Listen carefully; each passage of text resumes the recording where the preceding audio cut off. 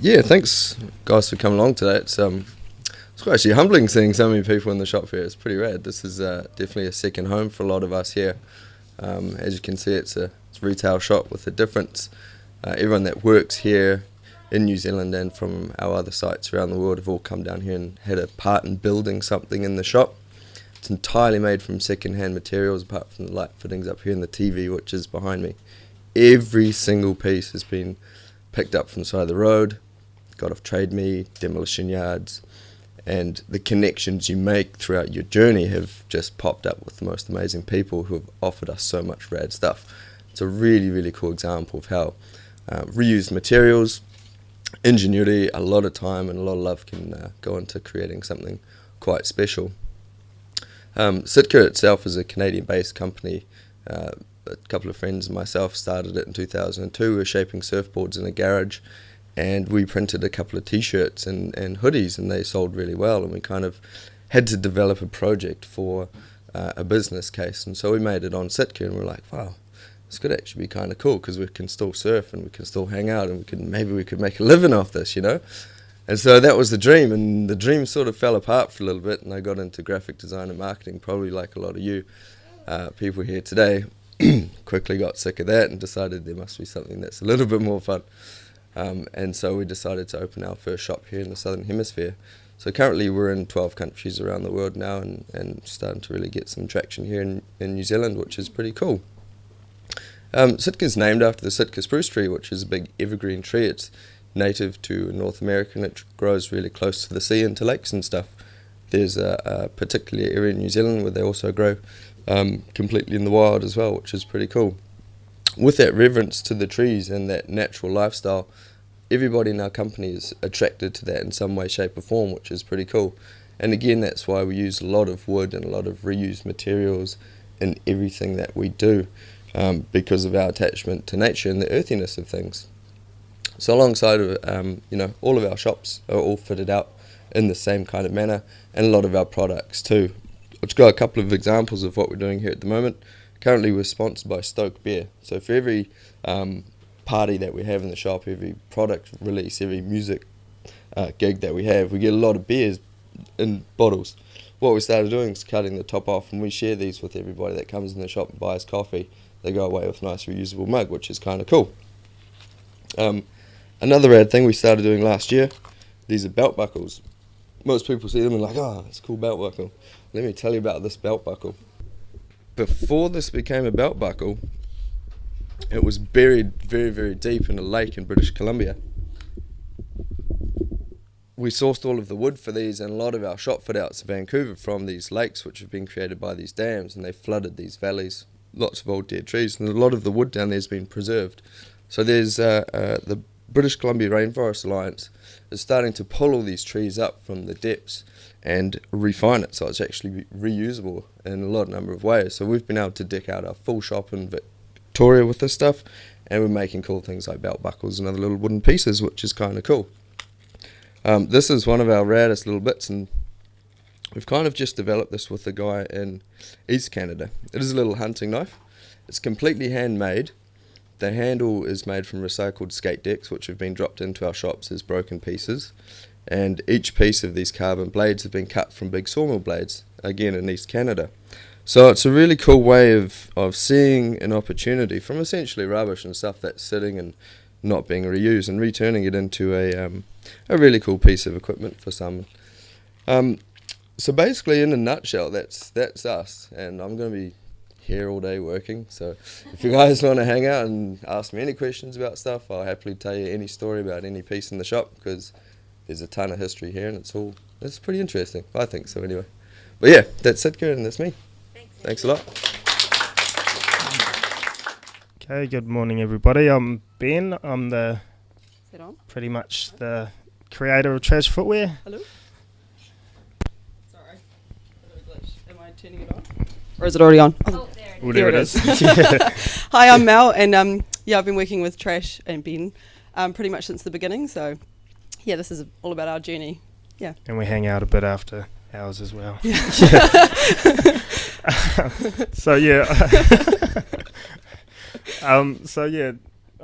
This is my brainchild, my baby from nearly 2 years ago now. Kind of my attempt to put together my social science studies with my shoemaking skills and create some thought-provoking footwear. That was the basic idea of it. Basically it's about creating funky shoes out of a random array of recycled materials, and it's been pretty random to start with. There's probably, 30 different options in that pile there. Got jandals and boots and ballet flats and desert boot styles, all made from everything. Everything I find. Yep. And I'll just hand a couple round and you can have a closer look if you like.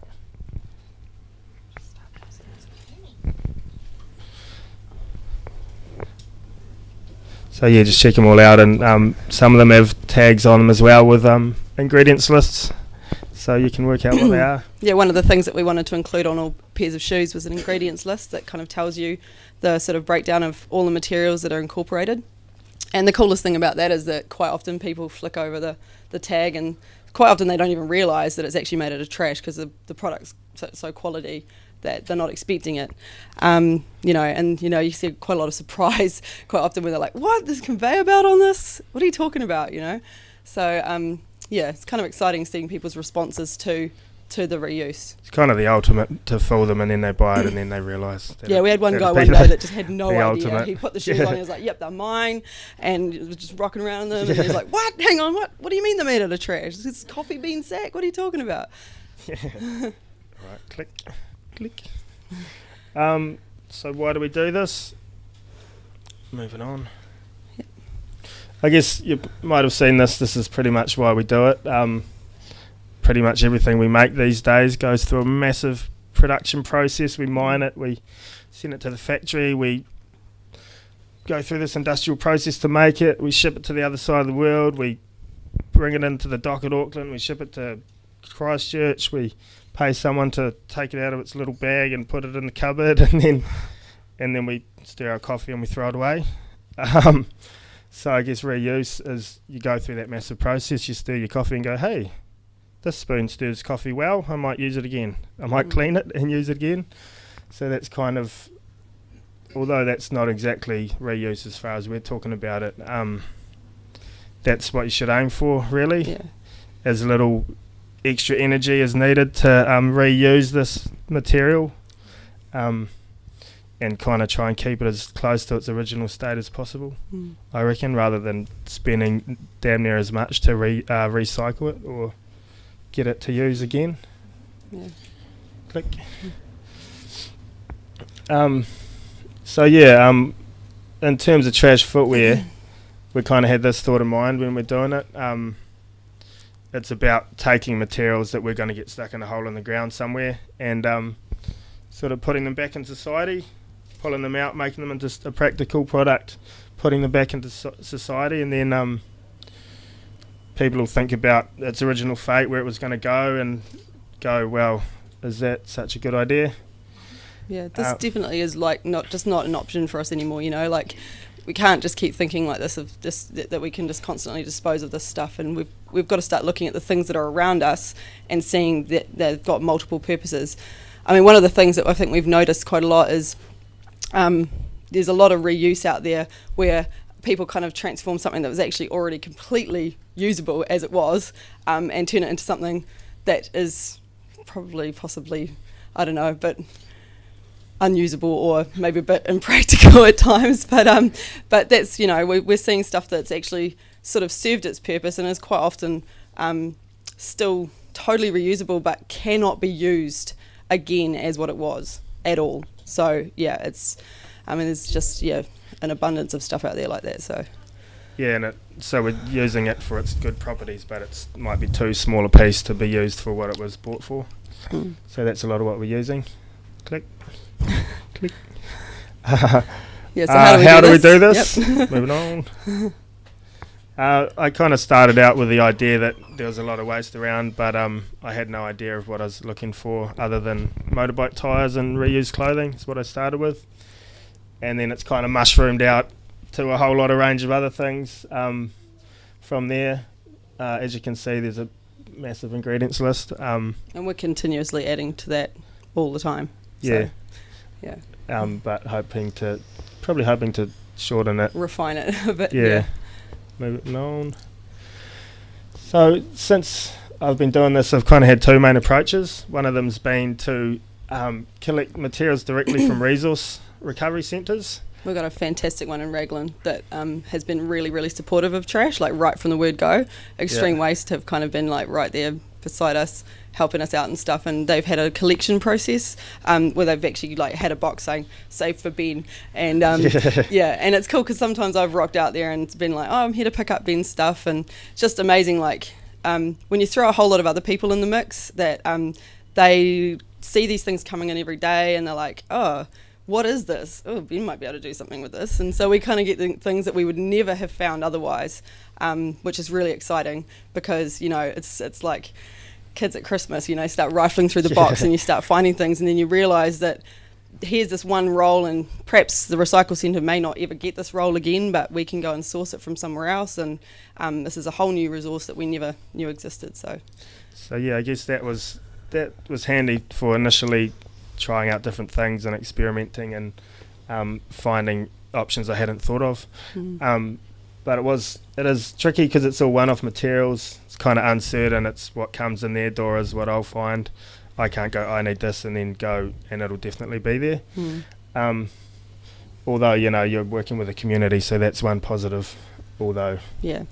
That was a really cool aspect of it too, though, was the fact that they were so excited to be able to find this stuff, and that they felt like they were part of the process, which was really important, I thought. And it's definitely, even though this is like we're saying, this is one approach, we still collect through the recycle centre, and it's still something that we are keeping on maintaining that kind of relationship and connection there. Click. So that kind of aided to that approach of collecting materials aided to making funky one-offs. Lots of funky one-offs. Pretty much made 5 or less identical shoes. Tartan skirt, wetsuits. What's that one? That's webbing, used webbing, conveyor belts, vinyl. Upholstery samples, yeah. Moving on. So funky, real funky one-off. And saying that the option that sold most during this time was this green one here, which was pretty much the only standardised one I had at that stage. That was kind of the only one that we could actually produce over and over again. Yeah. And then it became quite difficult at times when you'd have like one pair of shoes left on the table, or at markets or things like that, and people would be like, oh, I want that in a size 7. You'd be like, oh, can't do that. This is the beauty of trash, but it's also the real pain in the butt. Yeah, definitely. So that led into approach 2. I kind of tried to move more into knowing what I needed and going, this company has it, I'm going to go knock on their door and have a smile and see if they will let me have a look through what they throw away. And most of them have been really good about that. Sometimes people are a bit protective of their rubbish, which seems a bit strange, but I don't know, it's just got to get the right incentives there. I think, it's sort of like the same as the Extreme Waste Recycle Centre, having people involved in it and feeling like they're a part of it and that they're contributing to something.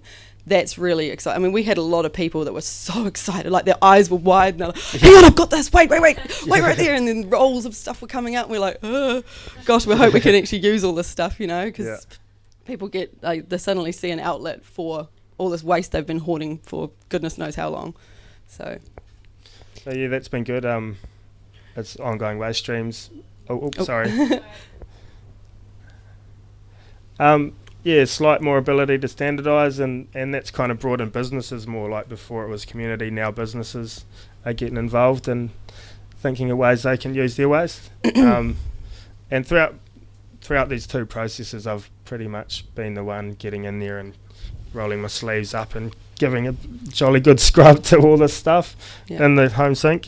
This is, as you can see, that's a nice array of soles on my trampoline. It's all pretty low tech, which suits me fine. Moving on. And this has led into more standardising it. I've looking to, build a business out of what I'm doing. So recently I've standardised the styles a bit more and had a smaller range of repeatable options, like 20 to 50 pairs of each, which has been a lot more manageable for sure. Yeah, it's definitely, when you think about the two approaches, you've got one that's extremely unique and individual, and you actually have this, you can be really creative and you can kind of let loose. And this definitely sort of takes a little bit of the creative kind of flow out of it. But the thing is that it's consistent, and that's kind of like people want to know that they can get that in their pair, in their size. So, that's a really important thing. We actually want to get these shoes on people's feet. So, that's kind of standardisation is kind of key there. Yep. So moving on to what to do next with the experience with these two different processes and what's good and bad of both. One is I've got to keep refining the trash material options, kind of shrink the list a bit. There's been carry on with the first one. There's been, I guess, with the materials I've used, with reused materials, there can be an array of challenges. One of them being that Ben gets really excited about materials and he just can't help himself, and he's got to use the tiniest little parts, or he's got to try stuff out, which is really cool, but sometimes it just means that we can't, it's just about, if you're looking at standardising, if that's the kind of direction we want to go in, which, we're sort of a bit torn as to which way we want to go, but then, it's about knowing exactly what works and just sticking with it. And even if something looks really, really beautiful, sometimes it's not quite appropriate. I was just having a conversation earlier about people bringing things in, and we had a lady that brought in a scarf of her grandmother's, which was really cool, but it was totally not suitable for shoemaking. You kind of want to help her out, but it's just, it's not going to work, and we need to be like, that's where we have to refine it down and make sure that we're giving people a quality product. Yeah. So I guess there's problems. You can either, I don't know, a material might be awesome that you find, but it might not suit your purpose. So maybe flick it onto a friend that makes something that it'll work for. Another thing, reused materials they might be good, but to get it to the point where it's practical to use might take a lot more energy, a lot more time. Yeah, there's a lot of processing involved. Yeah. I guess now that we've got a jolly good idea of materials, and what works and what doesn't. Move on and get a couple of really good relationships with a few businesses.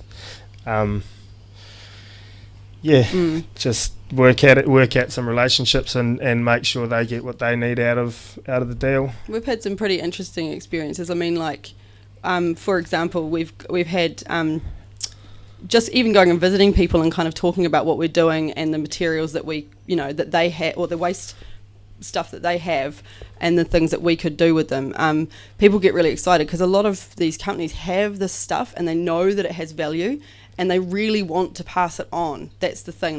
They just don't know how. They haven't got the time to source creatives or other people that could turn this stuff into something amazing. But they're well aware that it's just painful for them. So one example of that was we went and visited a car upholsterer, and this guy had been stashing stuff for goodness knows how long. There were mountains of car upholstery. This is stuff that is brand new upholstery being pulled off car seats and replaced with leather, because it wasn't nice enough.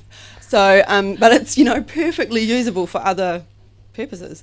And so we want to kind of build these connections with these industries to, develop relationships with them so that they feel like their waste is going into something, valuable and usable and functional and, gets passed on instead of sitting in.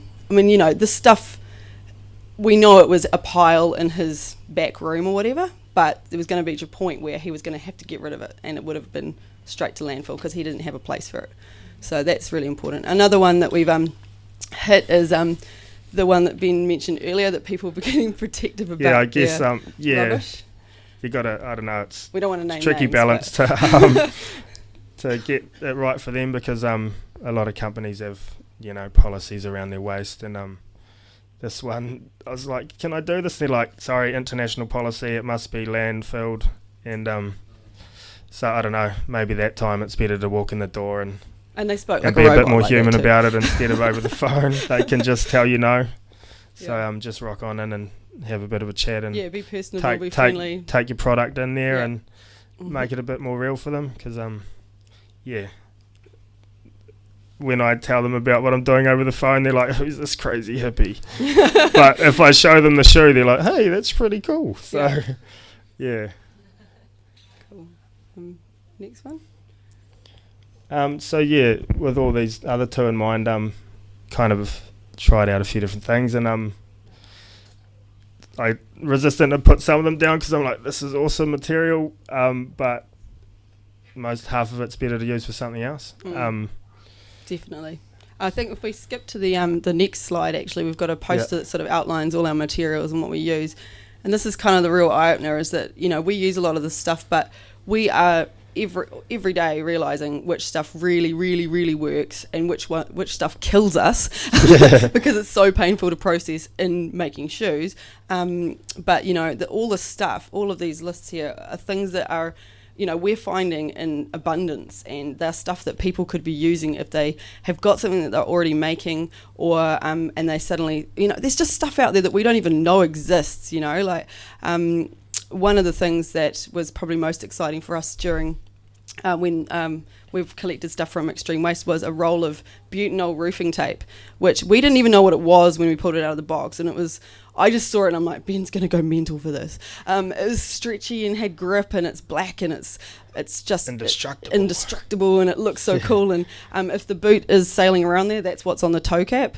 Don't know where that's gone, but that's on the toe cap of the boot. But there's this stuff out there that I did pass them around. It's okay.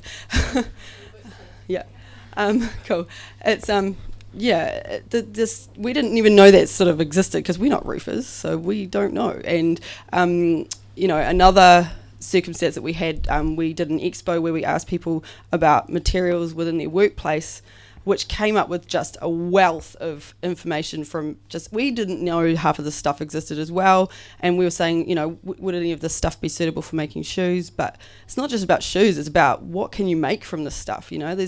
If you're a weaver or you're a seamstress or whatever, there's stuff out there that you can be using, and it's not all hideous and like industrial, nasty, filthy. I mean, some of it is, but so that's kind of, we want to sort of see the potential. We see the potential already for these materials, but finding people that can transform it into something amazing. That's our next. That's kind of where we're wanting to head. Yep, I think next one, things we've learnt. Click.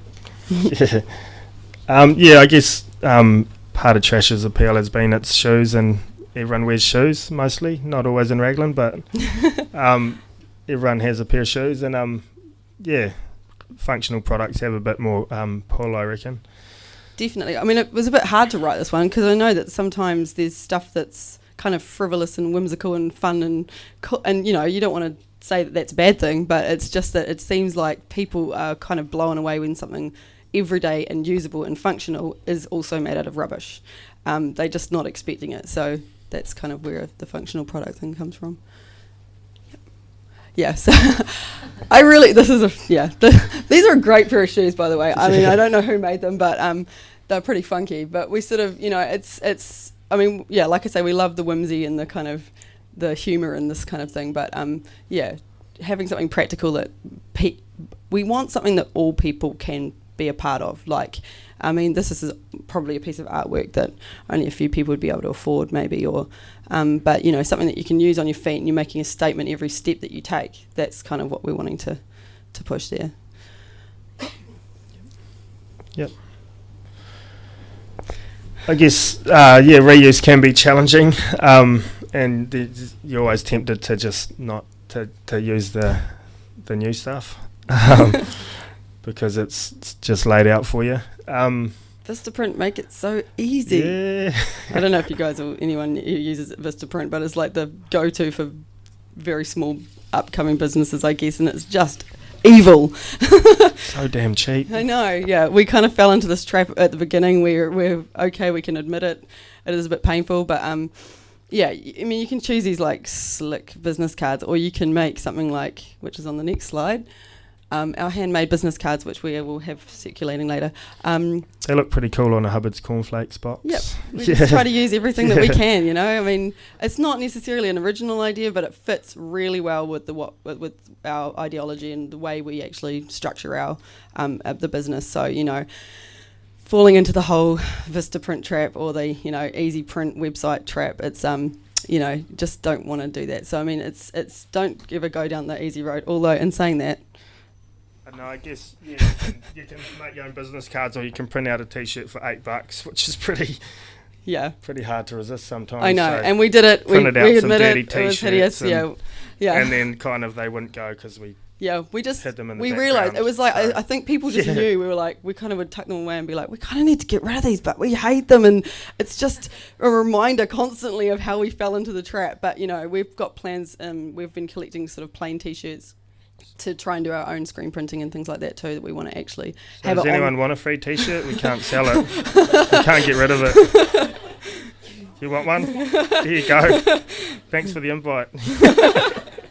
Anyone else want a T-shirt? Yay!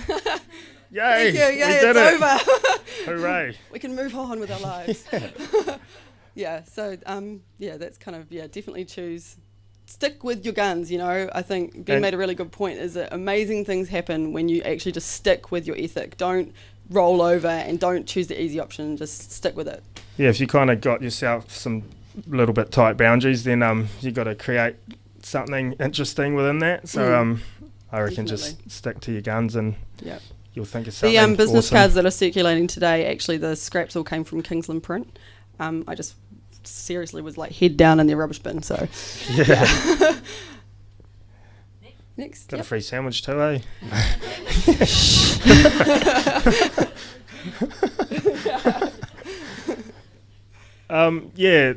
This is quite this helps a lot.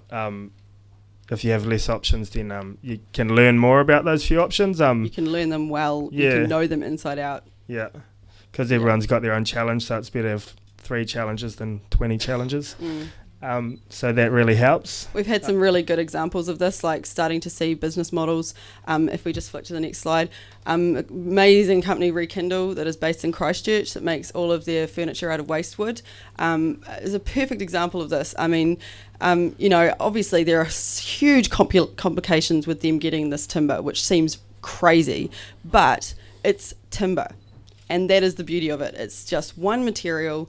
I mean, you know, and then that is what they make their product out of. Same with the company Love Notes. They're using paper. You know, it's very clever. We're kind of really jealous. We wish it could be this easy. But you know, that's what we're finding with doing trash. Like we say, there's 20 million materials that we could use. Refining it down. We'd love to get it to 3? You could probably get it to 3 if we could try. 5. 5. I reckon. Oh God. Okay, so 4. so it's kind of different, but like keeping these people in mind. This is kind of like where we've seen real success. Is maybe 6. Yeah. Yeah. I don't know. Yeah, keeping it to a minimum, maybe not. Yeah, they're just lucky that they've got kind of 1. But anyway, yeah.